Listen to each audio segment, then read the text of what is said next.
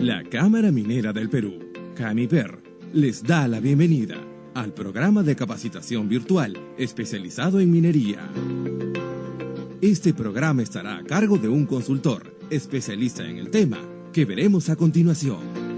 Todo el material adjunto, así como las preguntas y respuestas, estarán a su disposición en esta plataforma virtual, la cual cuenta con diversas opciones y funciones que harán su experiencia mucho más dinámica y productiva. Cualquier consulta de soporte podrá ser enviada al correo tutorvirtual@camiper.com. Demos inicio a la conferencia.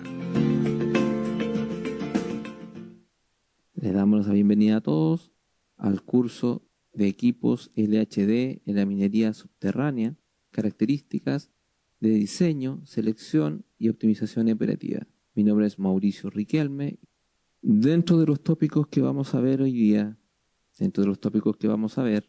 veremos tanto diseño, selección y las características operacionales que puede tener un equipo LHD dentro de la minería, así como el mantenimiento asociado a este. El objetivo del curso es que el participante al concluir deberá contar con una visión amplia y suficiente de los equipos, tanto en sus características principales, en el impacto que tienen las operaciones, indicadores operacionales, vida económica y mantenimiento y operación. ¿Con qué finalidad? De tal forma que usted pueda aplicar distintas técnicas en la toma de decisiones de equipo. En este módulo vamos a hablar de un LHD, sus indicadores, que ya lo hemos nombrado, que son muy relevantes, y sus características principales. Desarrollaremos un criterio que permita desarrollar un método para poder establecer cantidad de flota. Por lo tanto, veremos todo el espectro del equipo, tanto desde la selección hasta la enajenación de este. Esto es un LHD en la actualidad. Cuando hablemos del LHD, Scoop Tram, pala o cargador de bajo perfil, nos vamos a estar refiriendo al mismo equipo. Por lo tanto, no es extraño usar cualquiera de estos términos durante toda la presentación. Vamos a hablar de los tipos de unidades o tipos de equipo. El equipo LHD es una sigla en inglés que significa Load, Haul and Dump. ¿Qué quiere decir esto? Cargar, transportar y vaciar. Es una de las máquinas más usadas hoy día en la minería, dada su versatilidad y su capacidad de transporte mineral. En esta lámina, ¿qué podemos ver? Primero podemos ver en la parte superior derecha un equipo, un LHD, uno de los equipos de última generación, que muestra muy buenas características. Vale decir, tiene un balde y toda su estructura hacia atrás. En las láminas inferiores podemos ver cómo el equipo está cargando. Se aproxima hasta un punto de extracción y lo que queremos indicar con esa flecha que después traslada el mineral hasta un punto de vaciado, donde descarga todo el mineral que lleva transportado y cumpliendo la mitad del ciclo. Posteriormente, desde este punto, vuelve al punto de cargueo, repitiendo nuevamente la misma función. Los LHD comprenden a las palas de bajo perfil que pueden clasificarse tanto en equipos de cargueo, de acarreo mínimo, vale decir, cargar, transportar y vaciar en un punto, que es como lo mostramos en la lámina anterior, o un cargueo combinado, vale decir, cargar y transportar hasta otro equipo para que éste haga la función de transporte principal. Así como se ve en la lámina, en la parte inferior izquierda, que ahí estamos viendo cómo un equipo está siendo cargado por un LHD. Y en la lámina inferior derecha, estamos viendo cómo un LHD está descargando en un punto de vaciado. En ese punto de vaciado hay otro equipo, que es un martillo picador, que es un equipo auxiliar para la función de vaciado. La evolución de la minería subterránea vamos a hablar un poquito de ella. ¿Qué es lo que nos queremos contar? En un principio, la minería subterránea estaba trabajando con una roca bastante más blanda, que son rocas secundarias, con granulometría bastante fina y con durezas bastante bajas. ¿Qué quiere decir esto? Que eran fáciles de extraer. Y por otro lado, la ley que tenían los minerales eran bastante altas, con lo cual la productividad de esos minerales era bastante buena. Y por tanto no se requería hacer ningún esfuerzo mayor para poder ser extraído. Es por eso que podemos decir que la mecanización en años anteriores, hace décadas, era baja, era intensiva en mano de obra. Y por otro lado, en el presente, hoy día tenemos minerales más escasos, de mayor dureza, con granulometría bastante más gruesa y con leyes bastante más bajas. Es decir, se están volviendo unos yacimientos con menores rendimientos. Por lo tanto, es imperioso generar algún mecanismo que permita aumentar la productividad. Y es así como surge la necesidad de mecanizar las operaciones mineras. Hoy día se tienen situaciones en las cuales prácticamente no hay mano de obra trabajando en extracción, en los puntos directamente, sino que en forma más remota y con equipos de gran capacidad de acarreo. Vamos a ver cómo ha ido evolucionando un poco este equipo. Este equipo partió o tiene como origen lo que eran las palas sobre rieles.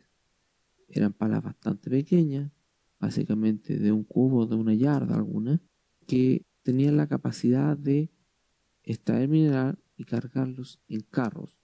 Estos equipos venían montados sobre rieles, por lo tanto, el hacer un tendido de ellos era una labor que requería bastantes recursos. Además de eso, su mecanismo era accionado por un sistema neumático que lo hacía bastante limitado en su capacidad.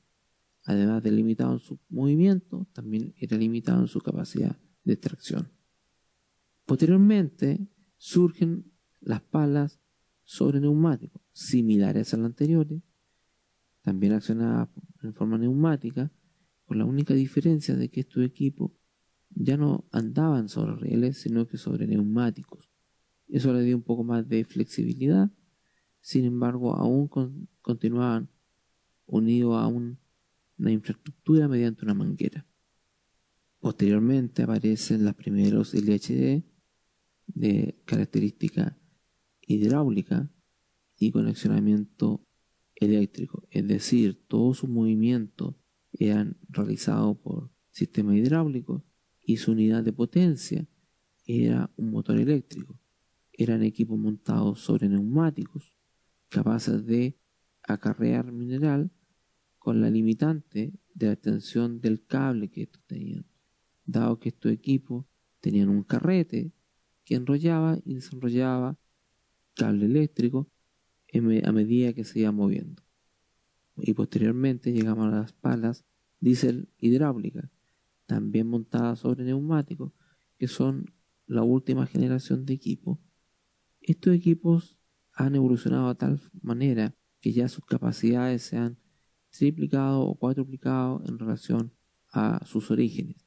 Son equipos que poseen muy buena autonomía, son equipos que poseen gran capacidad de desplazamiento, no están limitados a alguna infraestructura para operar. Sin embargo, la única limitante que tienen es su estanque de combustible. Son equipos que requieren ser petroleados cada cierto intervalo de tiempo. La explotación minera en los últimos años se ha ido mecanizando cada vez más para poder satisfacer los rendimientos productivos de los sectores mineros. Se han mecanizado los procesos, haciendo que el ítem equipo cobre especial relevancia en los presupuestos de inversión y en los presupuestos de mantención. ¿Qué rangos de equipo hoy día tenemos? Tenemos equipos pequeños, bajo las 3.500 toneladas, tenemos algunos equipos intermedios que dependiendo de dónde vayan a trabajar, se seleccionan, y estos serían los equipos de mayor presencia en los mercados. Y tenemos equipos de gran capacidad, que son equipos bastante grandes, con la particularidad que pueden transportar 2 o 3 veces lo que transporta un equipo intermedio.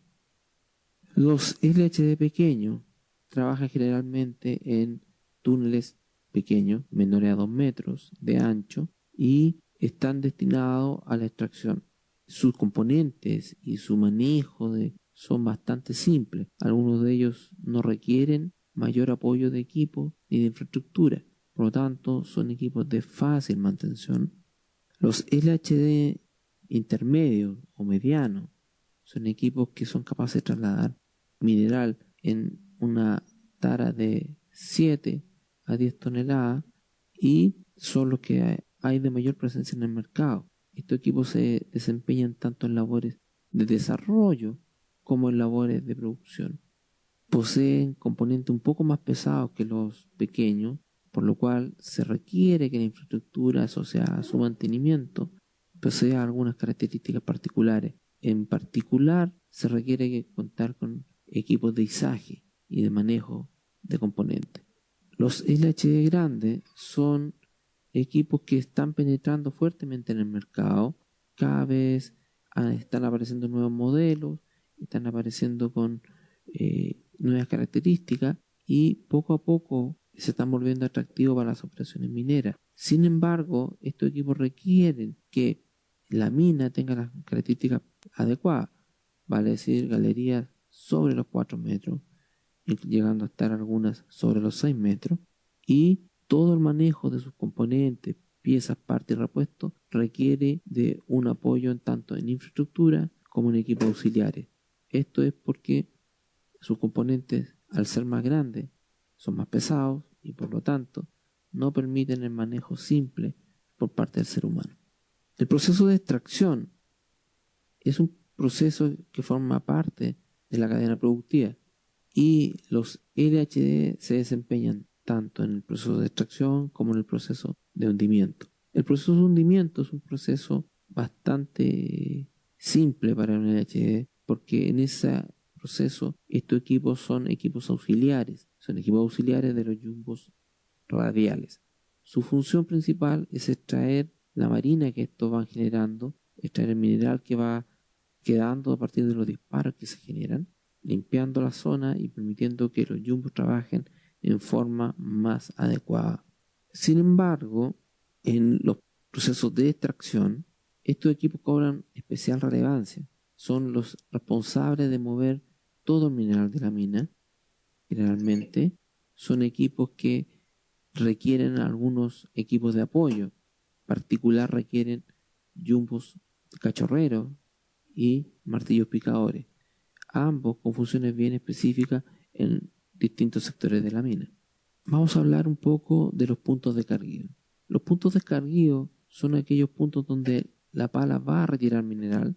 Estos son puntos que generalmente están espaciados a unos 10 metros. Son muchos puntos dentro de la mina, muchos puntos dentro de un sector donde trabaja la LHD y por lo tanto presentan una alta disponibilidad para que la pala retire mineral de ahí. Generalmente están constituidos en galerías en forma de espina de pescado, lo cual hace que la pala pueda penetrar en forma más simple a estos puntos. Asociados a estos puntos se encuentran los jumbos cachorreros. Los jumbos cachorreros tienen la misión fundamental de ir reduciendo las rocas de gran tamaño que van apareciendo en el mineral en los puntos, dado que una roca de gran tamaño no puede ser retirada ni manejada por un LHD, lo cual hace que el punto quede fuera de servicio. Es ahí donde el jumbo toma vital importancia, porque es la unidad que llega y reduce o parte la roca de gran tamaño para que el LHD posteriormente la pueda manipular y transportar hasta el punto pertinente. El punto de vaciado es el punto donde descargan los LHD. Estos puntos son escasos Generalmente un punto de esto está asociado a unos 20 puntos de extracción y por lo tanto la relevancia de este es muy alta, dado que es capaz de dejar fuera de servicio todo un sector minero.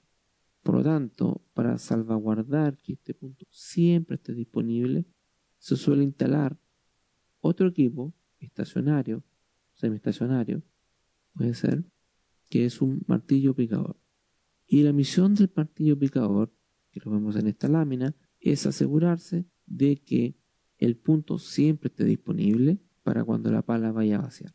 Como podemos ver en las láminas presentes en la foto que tenemos ahí, se puede ver que hay bastantes rocas en el punto de vaciado.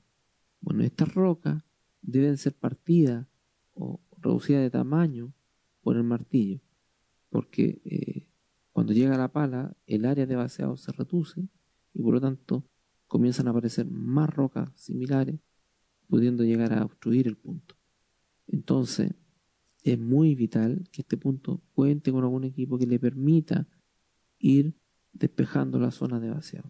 Las características de este equipo son bien particulares. Deben cubrir, ojalá, todo el punto, toda la parrilla donde se descarga o el túnel o el hueco que queda ahí, como quieran llamarlo, y deben ser capaces de retirarse rápidamente para cuando la pala llegue a vaciar. Vamos a hablar de las características de un LHD. Son cargadores que permiten que un único operador sea capaz de cargar, transportar y vaciar el mineral, lo cual antiguamente se hacía con muchas personas, hoy día solamente con un operador. Eso genera ventaja desde el punto de vista de trabajo en equipo. Esta persona solamente se integra con otros operadores. Estamos hablando de que se reduce la rotación al implementar este sistema de extracción. La capacidad de la cuchara o balde, como quieran llamarlo, puede partir desde los 3 metros cúbicos y puede llegar a tener 20 metros cúbicos. Es decir, tenemos equipos de gran capacidad hoy día presentes y de unas capacidades pequeñas para las aplicaciones pertinentes. Están montados sobre neumáticos, como ya lo dijimos, y este es un punto bien importante. Los neumáticos suelen ser la limitante del crecimiento de estos equipos.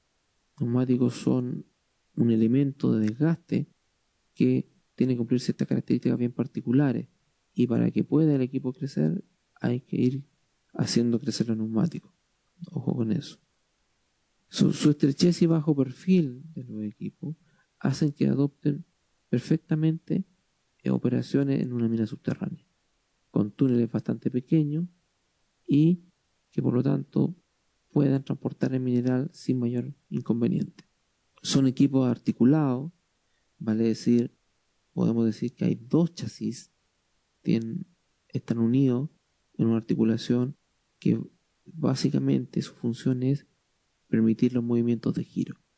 Pueden circular hacia adelante o hacia atrás en forma indistinta, a velocidades muy similares, prácticamente iguales, con tracción en las 4 ruedas, por lo tanto no tienen problema en su desplazamiento. El asiento del operador genera algún inconveniente en cuanto a la visibilidad que tiene, dado que ésta se ve obstruida por el mismo equipo, lo cual hace que tenga unas condiciones de puntos muertos o puntos ciegos en el túnel donde trabaje, lo que genera alguna condición de riesgo. Este es un tema que lo vamos a ver más adelante, pero que es muy relevante al momento de seleccionar un equipo. Vamos a hablar a continuación de los ciclos de vida o ciclos de operación de los equipos, mejor dicho. Y en este caso, lo que vamos a hablar, a definir primero, es qué es el tiempo ciclo vida. Y el tiempo ciclo vida básicamente es cuánto tiempo toma el equipo en cargar, cuánto tiempo toma el equipo en transportar, cuánto tiempo toma el equipo en vaciar y cuánto tiempo toma el equipo en volver al punto de carga. Es un término muy simple, es un tiempo de ciclo. Es el ciclo en que el equipo vuelve a cumplir la misma función. Sin embargo, hay un inconveniente. Suele haber un tiempo adicional, que son todas las interferencias o las pérdidas.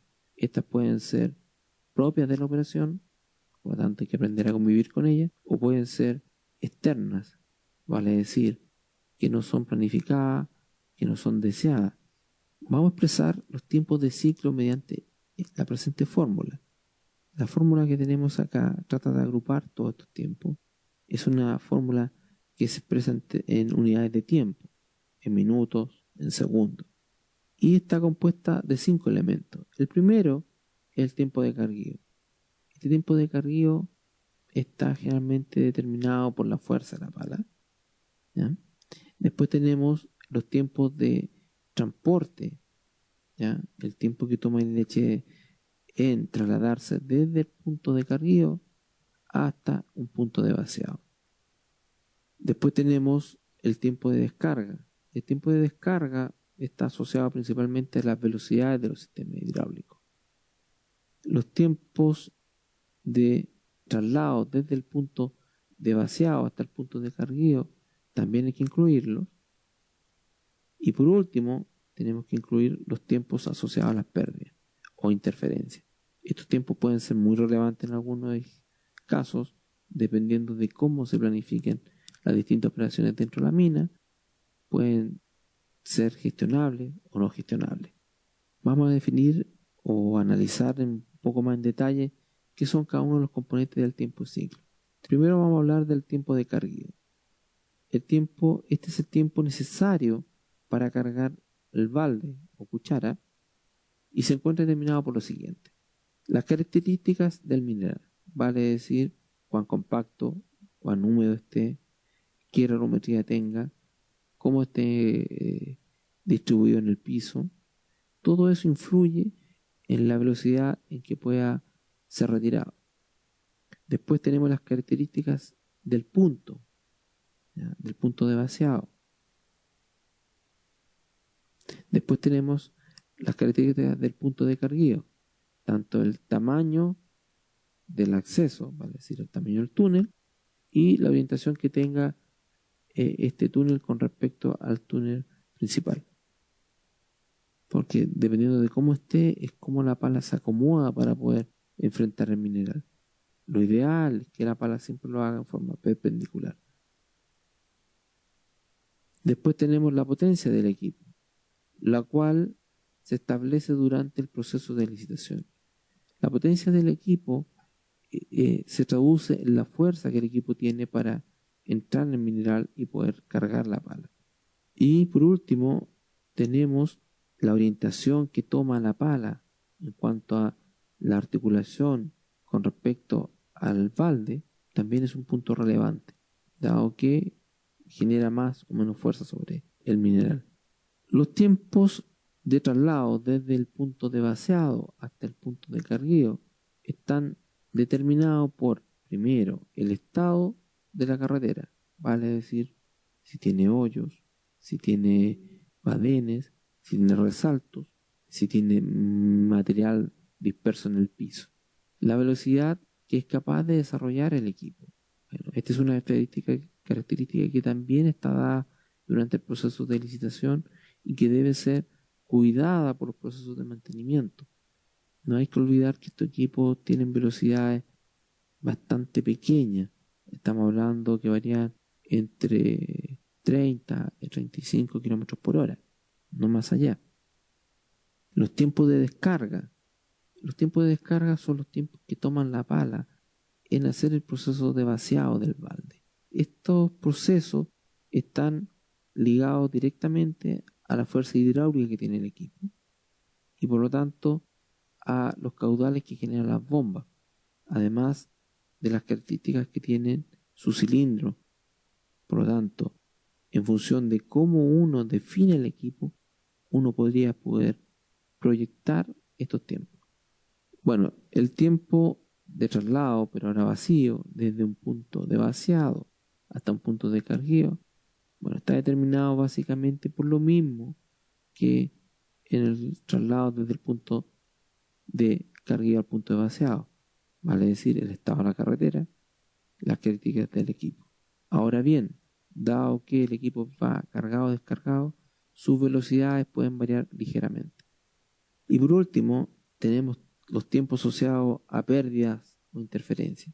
Estos tiempos son aquellos que pueden ser planificados o pueden ser no planificados. Pueden ser producto de la operación o pueden ser producto de contingencia.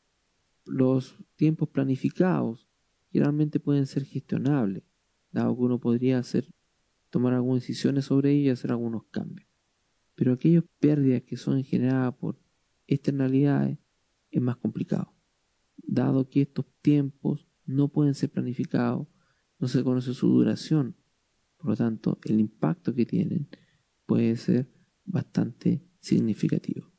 Y de hecho, en promedio, esos tiempos podrían llegar a estar entre el 40 y el 50% del ciclo. Así que hay que tratar de buscar la forma de reducirlo.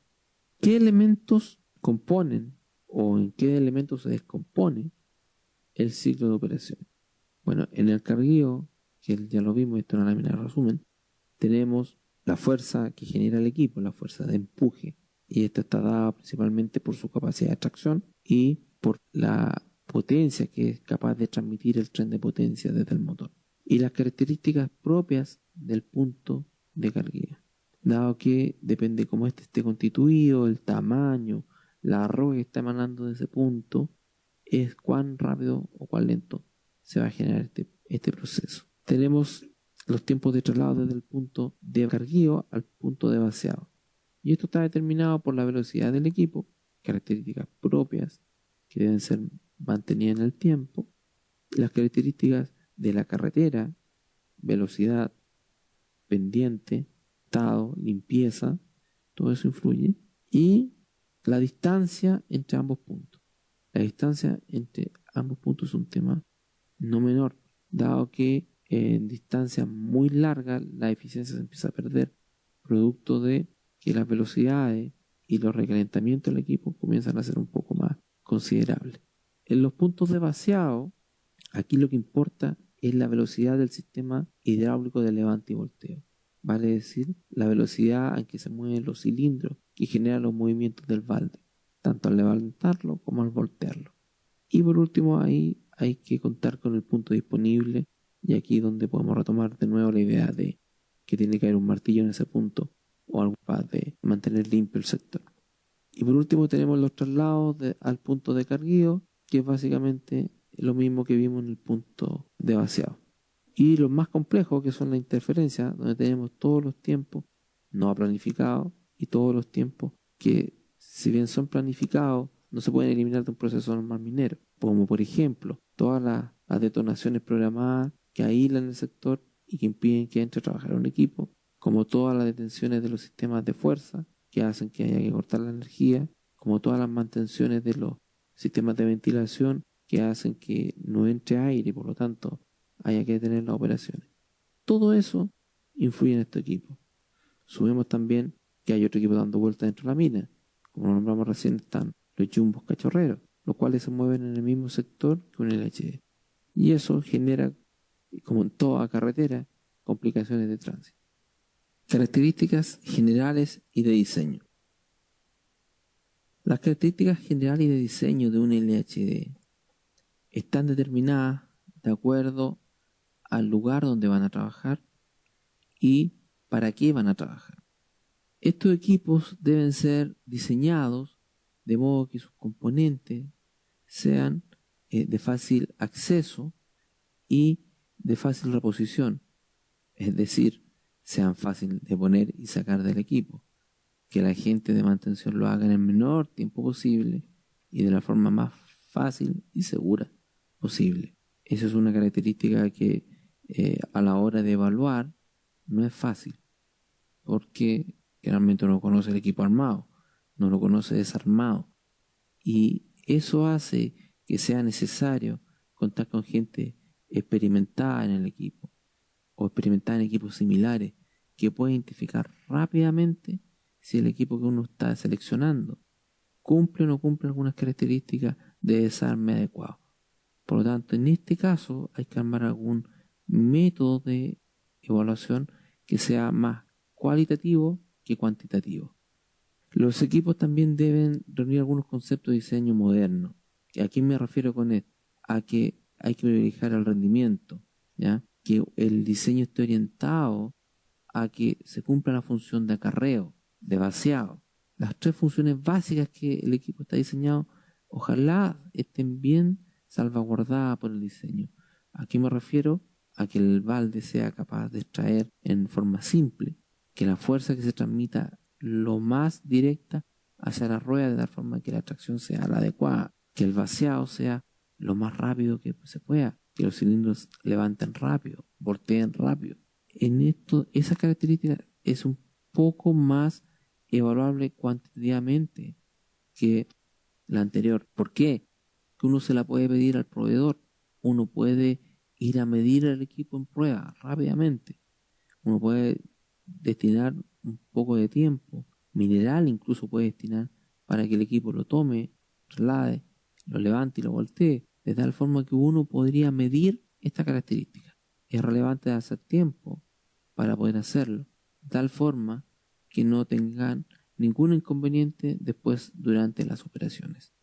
Debe privilegiarse el uso de materiales no combustibles dentro del equipo. ¿Por qué? Un incendio en una mina subterránea podríamos decir que es el riesgo más complicado que ésta tiene, el riesgo más alto.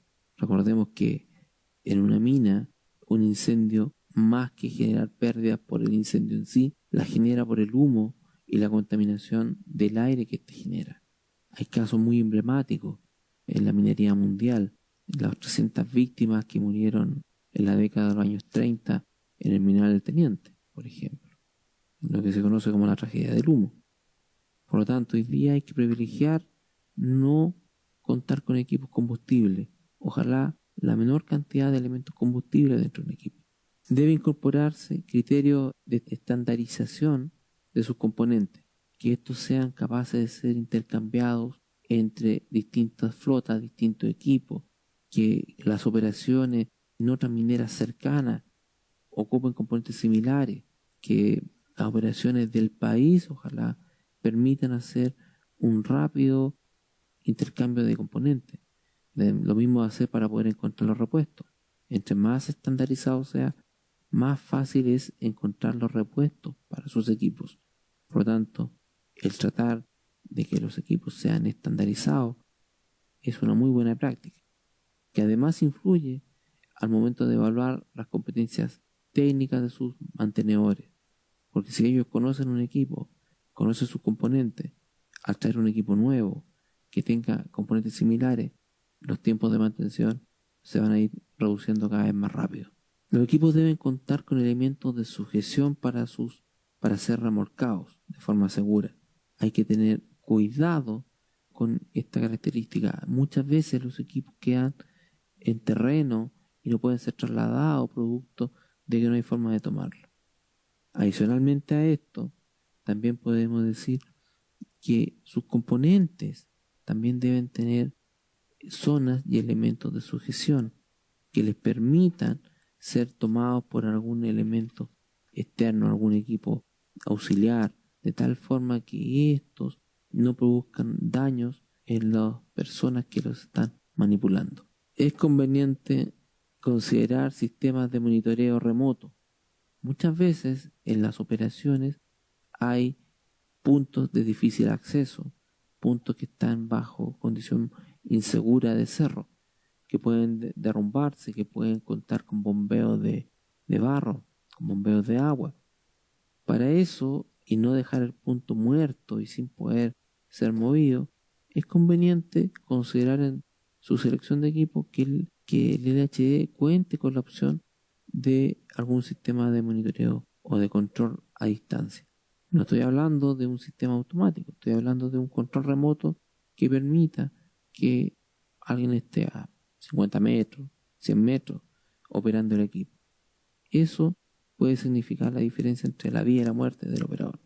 La estructura del LHD. La estructura básica del LHD está constituida por el chasis posterior, vale decir, donde está el motor, que es la figura que está en la parte inferior derecha, el chasis delantero, que es la figura que está en la parte inferior izquierda y que es donde va el balde, que es la zona que enfrenta el mineral, y la articulación central, La articulación central, que es el punto donde estos dos chasis se juntan, donde se genera el movimiento de dirección. Eso podríamos decir que es el esqueleto del equipo.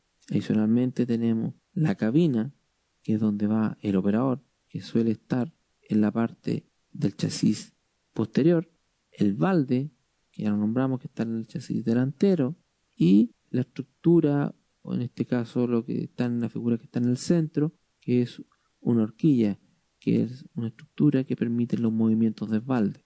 Esto lo vamos a ir viendo un poco más en detalle a medida que vayamos avanzando, pero estos son los componentes gruesos para poder identificar un LHD. La estructura de cuerpo principal. La estructura de cuerpo principal básicamente es el fierro del equipo. Este fierro son varias toneladas, estamos hablando dependiendo del porte, 35 toneladas, 40 toneladas, cuando está completamente armado. Por lo tanto, es harto material, bastante. De hecho, gran parte del costo del equipo está destinado a la compra de fierro de distintas características y en distintas formas. Y este chasis o esta estructura completa es la que contiene todos los componentes y todos los sistemas que tiene el sistema de tracción.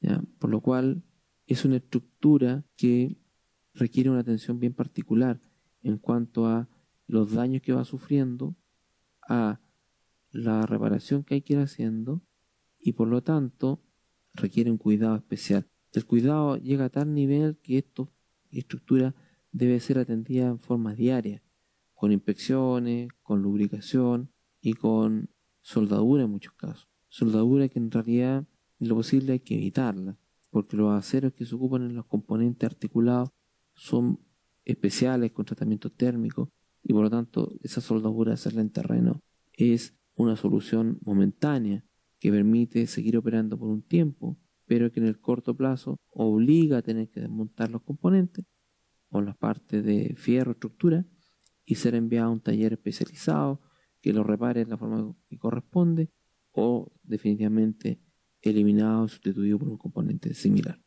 En esta estructura tenemos lo más relevante, que es el balde desde el punto de vista estructural, y que lo vamos a ver más adelante, que tiene algunas características bien particulares, tiene condiciones de mantención también distintas y suele ser a veces un poquito dolor de cabeza en algunas operaciones. Vamos a revisar lo que es el bastidor delantero o el chasis delantero. El chasis delantero está constituido por una estructura de fierro principal y sobre el cual se van montando la horquilla, el hueso perro, que es otra estructura más que la vamos a ver enseguida, y el balde. Esta estructura está soportada sobre el bogie o el eje delantero, el cual es el que monta los neumáticos y por tanto cobra mucha relevancia al momento de analizar los esfuerzos sobre él. El chasis delantero en sí. El chasis delantero es una estructura de fierro bastante grueso, dependiendo del modelo, y que es la que contiene prácticamente todos los bujes que lleva este equipo. Lleva los bujes para la articulación central, que son los que se ven más hacia la derecha de la lámina, y los bujes del balde y de los cilindros de levante, que están hacia el otro extremo, digamos. Esta estructura suele sufrir daño producto de los impactos contra el mineral. Es bastante complejo repararla en situ, dado que hay que desarmarlo casi completo. Suele dañarse en la articulación, principalmente, porque ahí es donde se generan los mayores esfuerzos, desde el mineral, por un lado, y desde el motor por el otro. Así que cuando empiezan a haber problemas en esa zona, el equipo hay que ir pensando en que tiene que salir una reparación mayor. Esa reparación mayor puede tomar 2, 3, 4 semanas dependiendo del daño que tenga, ¿ya? Y por lo tanto hay que tener mucho, pero mucho cuidado en cómo se atiende este equipo. También sobre el bastidor delantero está la horquilla. La horquilla es un conjunto de 2 vigas curvas unidas en el centro que van montadas sobre el chasis y que son las que a su vez soportan después el balde. Esta estructura podríamos decir que son las que más sufren antes que el chasis propiamente tal, porque tienen movimiento en varios sentidos y en varias condiciones de esfuerzo, ¿ya? Pensemos que están levantando 10 toneladas, 15 toneladas muchas veces, y se mantienen en el aire producto del esfuerzo sobre ellas. Eso hace que sean, generalmente uno cuando vaya a ver un equipo en operación, lo encuentra con esta estructura con muchos cordones de soldadura, muy dañada, con grietas y con signos de haber sido inspeccionada muchas veces por agentes de mantención, con tintas penetrantes, con sistemas de ultrasonido. Vale decir, son equipos que se atienden de un punto de vista preventivo bastante fuerte. Así que ojo con esto, esto es una pieza delicada, es una pieza que está fuertemente sometida a esfuerzo y por lo tanto requieren un cuidado no menor. Veamos ahora una pieza que no siempre está en un equipo, depende del modelo, depende de la marca, que se llama el hueso perro. El hueso perro, o se conoce como hueso perro, el hueso perro es una pieza metálica que su función principal es articular de tal manera que genera movimiento de volteo del balde. Este movimiento de volteo se transmite desde un cilindro hidráulico que mueve este elemento, y este elemento a su vez mueve el balde. Generalmente el diseño de este elemento es bastante delicado. Los fabricantes tienen especial cuidado sobre él porque determina mucho de los movimientos y muchas de las posiciones en las cuales el equipo va a estar en reposo. Producto de algunos de estos diseños mal hechos, en particular de esta pieza, han habido algunos accidentes que le han costado lesiones graves a los trabajadores, producto de que queda mal apoyado el equipo en algún momento. Así que si su equipo cuenta con este elemento, tenga especial cuidado, vea muy bien cómo se mueve, cuál es su diseño, y si no lo tiene, vea bien cómo lo está supliendo. Seguramente el cilindro de volteo está haciendo alguna función similar y por lo tanto está haciendo algún esfuerzo axial. Vamos a ver los cilindros que están montados sobre esta estructura, ya nombrado en un par de ocasiones. Tenemos primero el cilindro levante, que es el que se ve en la parte inferior, el más pequeño que se ve en esta foto, y su misión es levantar la horquilla, hacer que ésta suba hasta tal punto que el balde tome la altura adecuada para poder voltear. Son cilindros, suelen ser 2 cilindros, uno por cada lado y uno en cada brazo de la horquilla. Tienen distintas velocidades, pero normalmente están entre 4 a 7 segundos en su recorrido, dependiendo del modelo y de las características que tenga el mineral, o el balde, digamos, la capacidad del balde. Y por otro lado tenemos también el cilindro de volteo. El cilindro de volteo es único y su misión es generar movimiento que hace que el balde gire y bote el mineral que transporta. Este es un cilindro un poco más grande, dado que es único y de tal forma de generar las fuerzas necesarias y las velocidades pertinentes, tiene un volumen un poquito más grande. También es uno de los que más se daña, porque la posición de embestida al momento de cargar, su vástago queda expuesto al mineral y a la proyección de partículas. Eso hace que generalmente sea uno de los que más se reemplaza dentro de la unidad, aun cuando generalmente o muchas veces, sobre todo cuando vienen nuevos los equipos, vienen con un sistema de fuelle que los cubre, pero a la larga eso se va perdiendo con el uso. Los cilindros de dirección. Los cilindros de dirección son un par de cilindros que se encuentran instalados en el chasis. Los cilindros de dirección. Los cilindros de dirección son 2 cilindros que se encuentran instalados en el chasis posterior, chasis trasero, específicamente en la zona de la articulación central, en la parte inferior. Estos cilindros van uniendo ambos chasis de tal forma que su accionamiento inverso, vale decir, cuando uno sale y el otro recoge, hace que el equipo gire hacia la izquierda o hacia la derecha. Estos 2 cilindros son unos cilindros pequeños, son cortos y que generan un esfuerzo tal que permiten mover el frente de la pala, cargada incluso, o la parte posterior dependiendo de cuál esté más trabada. Ambos cilindros, como le dije, trabajan en forma inversa Por lo tanto, su sincronización hidráulica tiene que ser la adecuada para no generar inconvenientes al momento de actuar.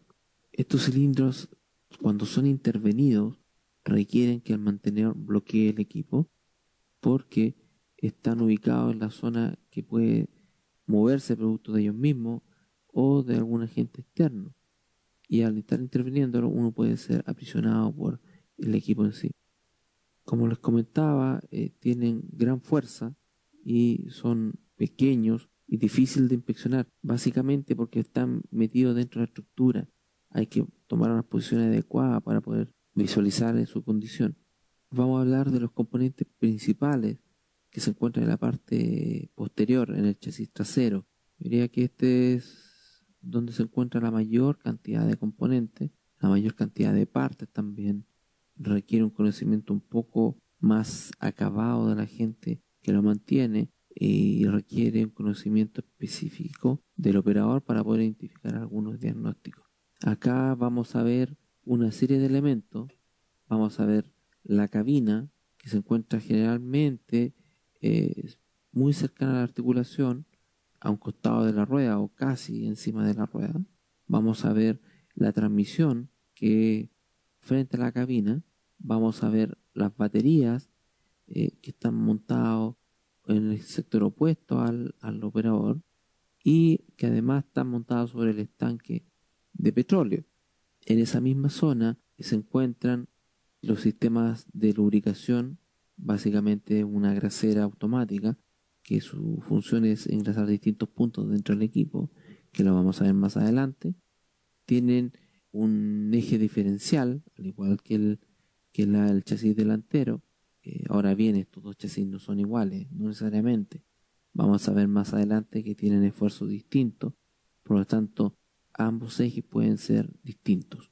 Tienen una serie de bombas incorporadas que hacen o alimentan a distintos sistemas y que hacen que el equipo funcione bajo distintas condiciones. También tenemos todo un conjunto de filtro de aire. El conjunto de filtro de aire tiene el elemento filtrante en sí, más un sistema de ciclónico de filtrado, vale decir, un sistema en el cual el polvo es decantado antes de ingresar al filtro propiamente tal. Tenemos distintos enfriadores, tanto para el sistema hidráulico como para el sistema de enfriamiento del motor. También tenemos el motor, que no lo habíamos comentado, generalmente va montado en la parte central, en el eje del equipo, y va soportado sobre unos bastidores sobre el chasis. Tenemos el escape. El escape es un conjunto que va más allá de un simple tubo, porque en él tenemos distintos elementos para la contención del ruido y la contención de algunos gases. Tenemos también el estanque hidráulico, el cual tiene que ser lo suficientemente grande para alimentar los distintos sistemas, tanto de transmisión como de fuerza. Y tenemos el convertidor de torque. El convertidor de torque va ubicado o apegado al motor o apegado a la transmisión. Ahora bien, no todos los equipos cuentan con estos elementos. Esto depende mucho de si son hidrostáticos o hidrodinámicos, vale decir, si su sistema hidráulico cumple esa condición. Ahora, ¿por qué distinto? Porque hay aplicaciones que requieren menos fuerza, requieren más torque o requieren más velocidad, y eso hace que el fabricante adopte uno u otro sistema. Así que no se extrañen si su equipo no cuenta con control de torque, con algún convertidor de torque, con un sistema de transmisión convencional de piñón corona, sino que cuenta con otro elemento distinto, que en este caso debieran ser motor hidráulico y bomba hidráulica. Así que tranquilos en ese punto de vista. Ahora, en general, dentro de esta presentación nos vamos a ir al más usado, que es aquel que tiene convertidor de torque y sistema de transmisión vía piñones. Vamos a ir viéndolo uno a uno estos puntos, así que aquí vamos a entrar a describir un poco más detallado la función, las características principales y algunos inconvenientes que puedan tener. Vamos a partir por el motor. El motor, lo he nombrado anteriormente, se encuentra ubicado en la línea central del chasis trasero y está constituido por propiamente por el motor. Adosado a él también tenemos el motor de partida, igual que en un auto común y corriente. Tenemos los filtros de combustible, que son en estos equipos sufren bastante. Pensemos que se contaminan los tanques de petróleo, se contaminan las líneas de petróleo, y por lo tanto ese filtro requiere ser inspeccionado acá con cierta regularidad. También tenemos como alimentación a estos filtros el filtro de polvo propiamente tal, que lo vamos a ver más adelante, y también tenemos los filtros decantadores de agua. Consideremos que dentro de una mina puede haber humedad muchas veces, y por lo tanto el petróleo se puede contaminar con agua, y antes de que ingrese al motor en esa condición debería pasar por alguna unidad de filtrado que haga que decanten las aguas que son transportadas. Ahora, al igual que todos los motores de combustión, estamos pensando en un motor de combustión diésel, generalmente todos estos motores tienen 16 cilindros, pero al igual que todos tienen cárter. Ahora, ¿por qué eso lo estoy nombrando el cárter? El cárter queda expuesto muchas veces a daños en el piso, daños por la parte inferior. Muchas veces el equipo se encuentra con rocas en el camino que impactan esta zona, y si bien por diseño deberían estar protegidas con algún recubrimiento metálico distinto, hay en ocasiones que no lo trae o simplemente se han perdido, y ahí se producen serios daños. Perder aceite en un motor de esto puede ocasionar que perdamos el motor, y al perder el motor perdemos la funcionalidad básica que tiene el equipo. Ahora, este motor hoy día en la actualidad son motores electrónicos de alta tecnología, bastante eficientes. Generalmente, dadas las características del petróleo que hoy día se podría estar usando, se clasifican los motores. Los motores que provienen de Europa están llegando certificados para norma europea, y por lo tanto con sus requerimientos de emisiones bastante restringidos. Sin embargo, esa restricción pierde mucho sentido cuando los petróleos que se ocupan no son los más adecuados. Así que ojo con eso, porque podríamos estar comprando un motor que, en definitiva, siendo más caro, producto de que cumple ciertos parámetros de normas ambientales, al momento de la realidad da lo mismo. Ya estaríamos pagando a lo mejor hasta incluso de más, dado que los petróleos que ocupamos en Latinoamérica no son tan refinados para los motores que hoy día se están diseñando. El filtro de aire, como ya les comenté, generalmente podríamos hablar de dos componentes principales. El primer componente es el filtro propiamente tal, que se encuentra en la lámina inferior del lado izquierdo, que ahí podemos ver que está en un proceso de cambio de filtro, se ve bastante saturado, con polvo, y que va montado en una carcasa cerrada, que es la foto que está al lado inmediatamente. Y el otro componente importante de la unidad de filtrado es el filtro ciclónico. El filtro ciclónico puede generar una diferencia notable en el rendimiento del filtro propiamente tal. ¿Por qué? Pensemos que un filtro, dependiendo de las condiciones ambientales, puede durar 25 horas, 50 horas, y con un filtro ciclónico, con una unidad de decantación ciclónica, ese filtro puede duplicar su vida.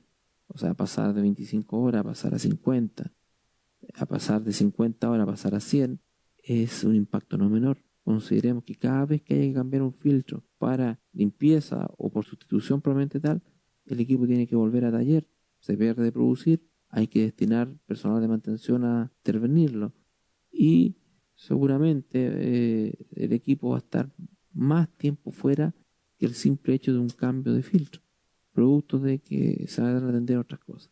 Por lo tanto, este componente es vital para definir el plan de mantenimiento. Si uno define este plan de mantenimiento sin considerar la frecuencia de recambio de filtro, probablemente va a tener inconvenientes en cuanto a la planificación y la ciclicidad de detención de equipo. Eso haría que la flota se vea disminuida en algunos momentos. Generalmente este filtro está ubicado en la misma línea de la cabina, vale decir al mismo lado, y y tiene indicadores de saturación que permiten ir viendo si es conveniente revisar o cambiar el filtro propiamente tal, o tener que intervenir el ciclón como para poder limpiarlo en caso que esté muy saturado.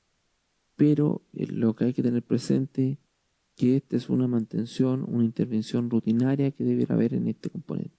Si hay algo que marca cuándo empezar a parar el equipo, es este filtro. Así que cualquier esfuerzo que se haga de diseño y mejoramiento en cuanto a cómo ampliar la vida, bienvenida sea y ojalá se pueda compartir. Porque créanme que es muy relevante, muy, pero muy relevante. ¿Ya? Y además que los costos de estos filtros, pensemos que un filtro normalmente puede estar costando entre 100 y 120 dólares, cambiado cada 3, 4 días, multiplicado por el año, son bastantes miles de dólares que están en juego y para un equipo, consideremos para una flota de 5, 6, 10 unidades. Así que por lo tanto, centrémonos en este punto.